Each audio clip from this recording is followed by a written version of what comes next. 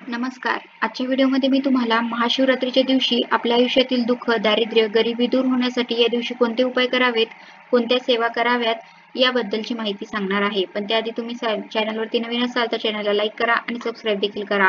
कमेंटमध्ये श्री स्वामी समर्थ किंवा हर हर महादेव लिहायला विसरू नका. येत्या 26 फेब्रुवारीला महाशिवरात्र.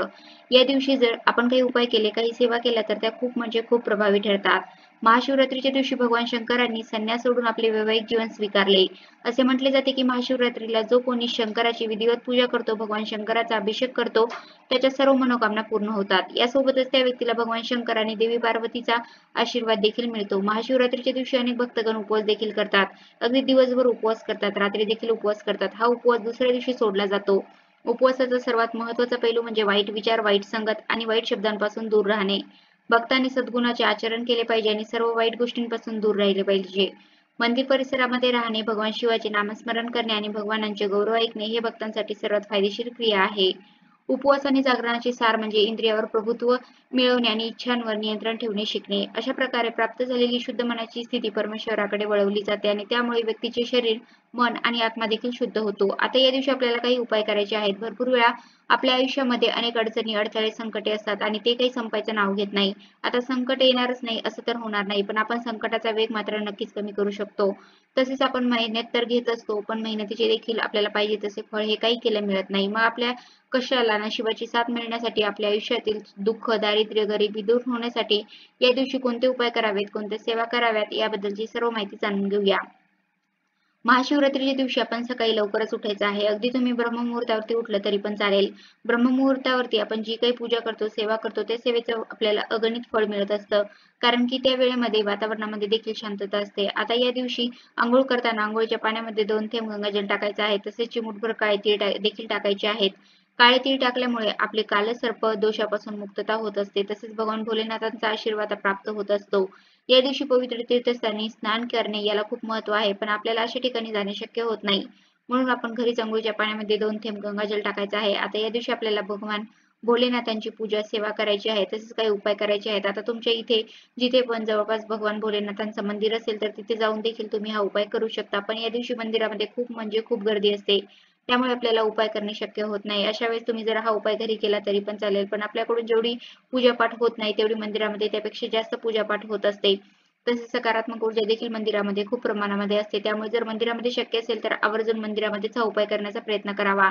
आता हा उपाय, ही सेवा कोण करू शकतं? घरातील कोणत्याही व्यक्तीने हा उपाय, ही सेवा केली तरी पण चालेल. फक्त सुतक असेल किंवा मासिक धर्म असेल तर या काळामध्ये आपल्याला हा उपाय किंवा ही सेवा करता येणार नाही. आता पहिला उपाय आहे तो म्हणजे इच्छापूर्तीसाठी आणि दुसरा उपाय आहे तो म्हणजे आपले जे काही आजारपण आहे ते दूर होण्यासाठी. तुम्ही हा दुसरा उपाय नक्की करू शकता. तर आपण एका तांब्या भरून पाणी घ्यायचं आहे. तुमच्या घरामध्ये जर गंगाजल असेल तर त्या पाण्यामध्ये 2 थेंब गंगाजल टाकायचं आहे किंवा जेव्हा तांब्यामध्ये पाणी टाकत असतो तेव्हाच आपण गंगा नदीचे स्मरण करायचं आहे आणि हर हर गंगे म्हणत आपण त्या तांब्यामध्ये पाणी टाकायचं आहे. त्यानंतर आता भगवान शिवशंकरांना ज्या काही वस्तू प्रिय आहेत त्या सर्व वस्तू आपण सोबत घ्यायच्या आहेत. मग बेलपत्र असेल, बेलफळ असेल, धोत्र्याचं फूल असेल, धोत्र्याचं फळ असेल, चंदन असेल, भस्म असेल, सफेद रंगाची फुले असतील तर ज्या काही वस्तू उपलब्ध होतील त्या सर्व वस्तू आपण घेऊन मंदिरामध्ये जायचं आहे. आता मंदिरामध्ये गेल्यानंतर पहिल्यांदा आपण नंदीच्या पायावरती पाणी घालायचं आहे. नंदीचा जो उठलेला पाय आहे त्यावरती पाणी घालावं. ओम नमः शिवाय, ओम नमः शिवाय या मंत्राचा जप करत आपण पाणी घालायचं आहे. त्यानंतर मंदिरामध्ये आतमध्ये जायचं आहे. आता आतमध्ये गेल्यावरती आपल्याला जर तिथे शुद्ध तुपाचा दिवा प्रज्वलित करणे शक्य असेल तर आवर्जून तिथे शुद्ध तुपाचा दिवा प्रज्वलित करावा किंवा जर तिथे दिवा प्रज्वलित असेल तर त्या दिव्यामध्ये तेल टाकलं तरी पण चालेल. आता यानंतर भगवान शिवशंकरांना आपण शुद्ध जलाने अभिषेक करायचा आहे. आपल्याला मंदिरामध्ये हा उपाय करणे शक्य नसेल तर अशाच प्रकारे आपण घरी देखील पूजा सेवा करू शकतो.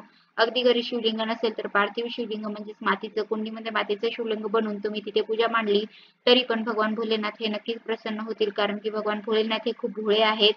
फक्त तुम्ही त्यांची मनापासून पूजा सेवा करा. ते तुम्हाला कधीच कसलीच कमतरता ही भासू देणार नाही. तसेच आपल्या मनामध्ये देखील सकारात्मकता पाहिजे. भरपूर वेळा आपण उपाय करतो पण आपल्या मनामध्ये जर नकारात्मकता असेल तर आपण जो काही उपाय केला, जी काही सेवा केली तर ती देखील फलदायी ठरत नाही. आणि सर्वात महत्त्वाचं म्हणजे आपण जो काही उपाय करत आहोत त्याबद्दल आपण कोणालाही सांगायचं नाही. मग शेजारची व्यक्ती असो किंवा नातेवाईक असो. भरपूर वेळा आपण इतर कुणाला तरी बोलत असतो.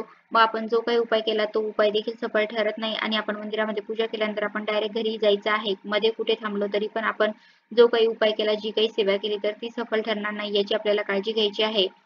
आता मंदिरामध्ये गेल्यानंतर पहिल्यांदा एक तांब्या भरून पाणी अर्पण करायचं आहे. त्यानंतर शिवलिंगावरती तुम्ही अगदी पंचमृताने अभिषेक करू शकता. परत शुद्ध जलाने अभिषेक करायचा आहे. त्यानंतर आता भगवान शिवशंकरांना आपण चंदन लावायचं आहे, भस्म लावायचं आहे. तसेच शिवशंकरांना साजशृंगार हा खूप प्रिय आहे. मग तुम्ही त्यांना सफेद रंगाची फुले अर्पण करावी, बेलपत्र अर्पण करायचं आहे. बेलफळ असेल, धोत्र्याचं फूल असेल, धोत्र्याचं फळ असेल तर त्या सर्व वस्तू आपण त्यांना अर्पण करायच्या आहे. आता आपल्याला एक उपाय करायचा आहे, तर आपल्याला एक काळी मिरी घ्यायची आहे. आता काळी मिरी प्रत्येकाच्याच मसाल्याच्या डब्यामध्ये असते, तर हीच काळी मिरी घ्यायची आहे. अख्खी काळी मिरी घ्यावी. त्यानंतर काळे तीळ घ्यायचे आहे. 7 काळे तिळाचे दाणे घ्यायचे आहे. हे आपल्याला आपल्या उजव्या हातामध्ये ठेवायचे आहे. काळी मिरी आणि काळे तीळ उजव्या हातामध्ये ठेवावे. त्यानंतर आपण ओम नमः शिवाय, ओम नमः शिवाय या मंत्राचा जेवढ्या वेळा शक्य होईल तेवढ्या वेळा आपण जप करायचा आहे. जर 108 वेळा शक्य असेल तर आवर्जून 108 वेळा हा मंत्र जप करावा. आता मंत्र जप करून झाल्यानंतर तुमची जी काही इच्छा आहे, मनोकामना आहे ती भगवान शिवशंकरांना सांगायचं आहे. मग कठीणातली कठीण कोणती इच्छा असो, घरामध्ये पैसा येतो पण तो पैसा स्थिर राहत नाही किंवा खूप मेहनत कष्ट करून देखील कष्टाचे फळ मिळत नाही, पाहिजे तशी प्रगती होत नाही, संतान प्राप्ती होत नाही, विवाह जुळून येत नाही, नोकरी मिळत नाही, जे काही आहे ते मनापासून आणि श्रद्धेने सांगायचं आहे. आता यानंतर ही काळी मिरी आणि 7 काळे तीळ आपल्याला शिवलिंगावरती अर्पण करायचं आहे. अर्पण करून झाल्यानंतर आपण 3 वेळा टाळी वाजवायची आहे, की ज्यामुळे आपली जी काही इच्छा आपण भगवान शिवशंकरांना बोलत आहोत तर ती इच्छा आपली लवकरात लवकर पूर्ण होते अशी मान्यता आहे. आता यानंतर घरामध्ये जर कोणी व्यक्ती आजारी असेल किंवा एखाद्या व्यक्तीला काही बाधा झालेली असेल तर त्या व्यक्तीसाठी देखील तुम्ही हा उपाय करू शकता. भरपूर वेळा आपण बघतो की घरामध्ये एखादी व्यक्ती आजारी असते आणि तिचं काही केलं आजार पण दूर होत नाही, किंवा घरामध्ये लहान मुले असतील तर ते देखील सारखे आजारी पडत असतात.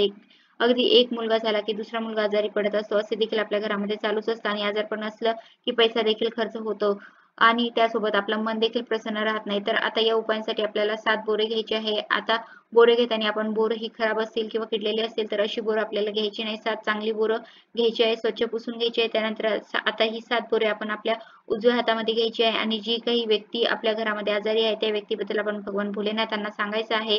तिचा आजारपण दूर होऊ दे किंवा तिच्या आयुष्यातील दुःख, दारिद्र्य, गरिबी दूर होऊ दे हे आपण म्हणायचं आहे, किंवा अगदी तुम्ही स्वतःसाठी देखील हा उपाय करू शकता. त्यानंतर ही 7 बोरे आपण शिवलिंगावरती अर्पण करायची आहे. आता यानंतर आपण ओम नमः शिवाय, ओम नमः शिवाय या मंत्राचा जेवढ्या वेळा शक्य होईल तेवढ्या वेळा जप करावा आणि थोड्या वेळाने आपण यातील एक बोर उचलायचा आहे. महादेवांना सांगायचं आहे की माझ्या घरामध्ये ही व्यक्ती आजारी आहे, तिच्यासाठी मी हे घेऊन जात आहे असे आपण म्हटल्यावर ते बोर आपण तिथून उचलायचं आहे आणि घरी आणायचं आहे. घरी आणल्यानंतर जी पण व्यक्ती आपल्या घरामध्ये आजारी असेल तर त्या व्यक्तीला हे बोर खायला द्यायचं आहे. आता घरामध्ये 2 मुले असतील तर तुम्ही अशा प्रकारचे 2 बोरे घरी आणू शकता. तर अशा प्रकारे आजच्या व्हिडिओमध्ये मी तुम्हाला महाशिवरात्रीच्या दिवशी आपल्या आयुष्यातील दुःख, दारिद्र्य, गरिबी दूर होण्यासाठी या दिवशी कोणते उपाय करावेत, कोणत्या सेवा करावे याबद्दलची सर्व माहिती सांगण्याचा प्रयत्न केला आहे. कसा वाटला तुम्हाला माझा आजचा व्हिडिओ कमेंट करून नक्की सांगा. धन्यवाद.